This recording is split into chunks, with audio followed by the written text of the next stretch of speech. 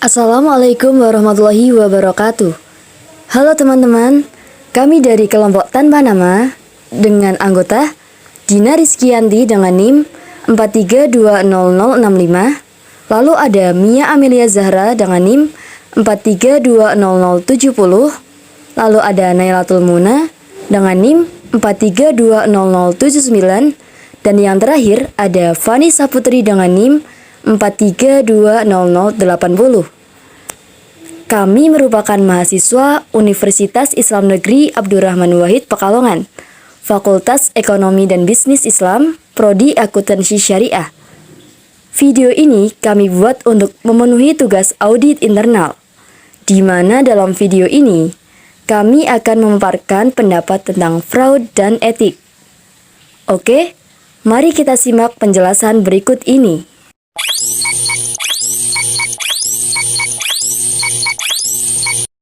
Apa itu fraud?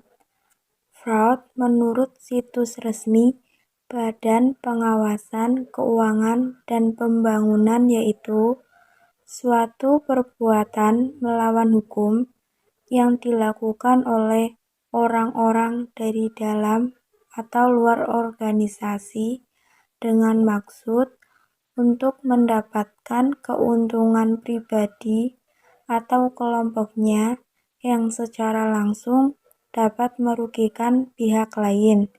Fraud merupakan bentuk tindakan kecurangan yang bersifat disengaja baik secara langsung maupun tidak langsung.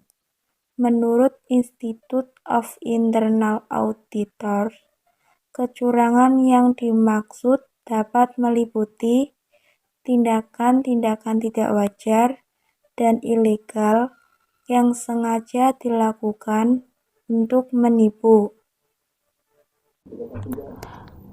Menurut ACFE, kasus fraud dibagi menjadi 3 jenis perbuatan. Yang pertama yaitu asset misappropriation. Fraud ini didefinisikan sebagai penyalahgunaan atau pencurian aset dan harta perusahaan atau pihak lain yang terkait perusahaan. Ini merupakan bentuk fraud yang paling mudah dideteksi karena sifatnya yang dapat diukur. Yang kedua yaitu fraudulent statement. Tindakan kejahatan ini umumnya dilakukan oleh pejabat atau eksekutif perusahaan atau instansi pemerintah untuk menutupi kondisi keuangan yang sebenarnya. Caranya yaitu dengan merekayasa data transaksi atau laporan keuangan dalam penyajian laporan keuangannya untuk memperoleh keuntungan. Dan yang terakhir yaitu corruption. Tindakan ini banyak terjadi di negara-negara yang penegakan hukumnya masih lemah dan tata kelolanya belum baik. Fraud jenis ini seringkali tidak dapat dideteksi karena para oknum bekerja sama menikmati keuntungan. Hal itu termasuk menyalahgunakan wewenang, penyuapan, penerimaan yang tidak sah, dan pemerasan secara ekonomi. Mengapa etika profesi diperlukan dalam audit? Etika profesi itu sangat penting. Mari kita bahas berikut ini. Etika profesi diperlukan dalam audit karena posisi profesi auditor adalah sebagai orang yang diberi kepercayaan yang bisa saja menghadapi benturan kepentingan antara klien maupun dengan yang lain. Etika profesi auditor ditetapkan agar menjadi sebuah panduan dasar profesi auditor untuk melaksanakan audit. Selain itu, etika profesi auditor dibuat untuk mengatur proses kerja auditor dan menjaga profesionalisme seorang auditor. Itulah mengapa etika profesi diperlukan dalam audit. Etika profesi auditor memiliki 5 prinsip, yaitu 1. Integritas. Auditor harus bersifat adil dan jujur dalam melakukan proses audit serta memberikan pelayanan yang baik. 2. Objektivitas. Artinya, auditor harus bersifat netral, penilaian dan auditor harus bersifat seimbang. 3. Kompetensi profesional dan kecermatan.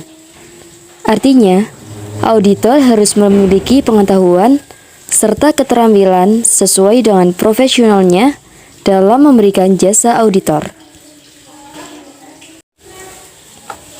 4. Kerahasiaan. Artinya, auditor harus bisa menjaga kerahasiaan informasi ataupun hubungan dengan klien. Dan yang terakhir yaitu perilaku profesional.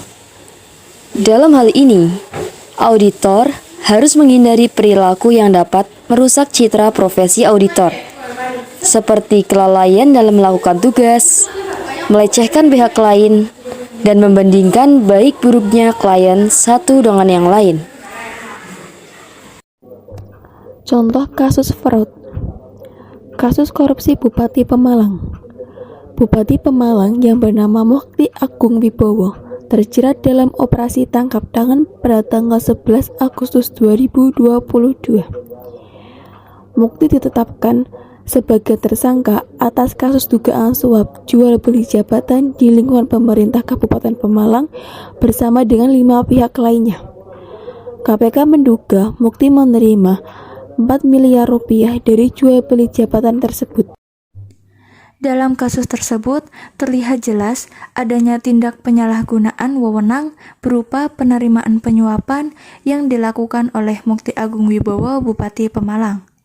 Hal ini merupakan tindakan tidak wajar. Perlakuan tersangka telah melanggar etika profesi sebagai pejabat daerah. Di samping itu, kasus ini mencerminkan bahwa sistem pengendalian di Kabupaten Pemalang masih tergolong lemah, sehingga masih ditemukan adanya kecurangan yang dilakukan oleh pihak-pihak tertentu.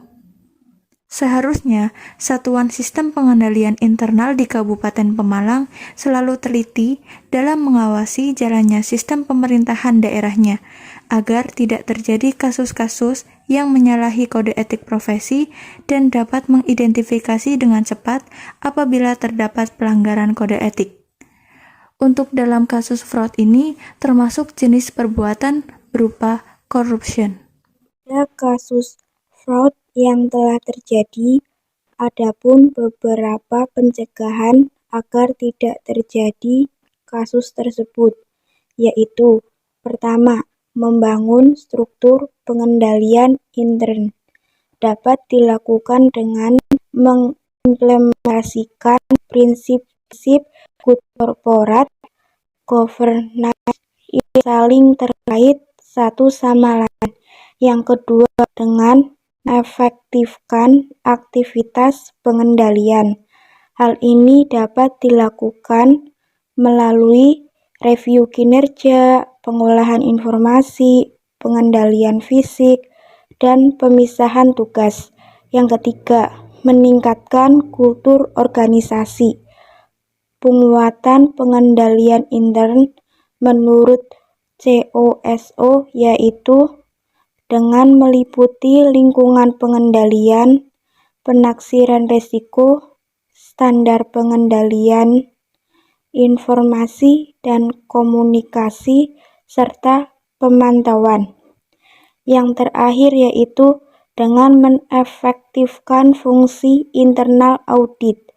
Dalam hal ini, internal audit membantu manajemen dalam melaksanakan tanggung jawab dengan memberikan analisa, penilaian, saran, dan komentar mengenai kegiatan yang diperiksa.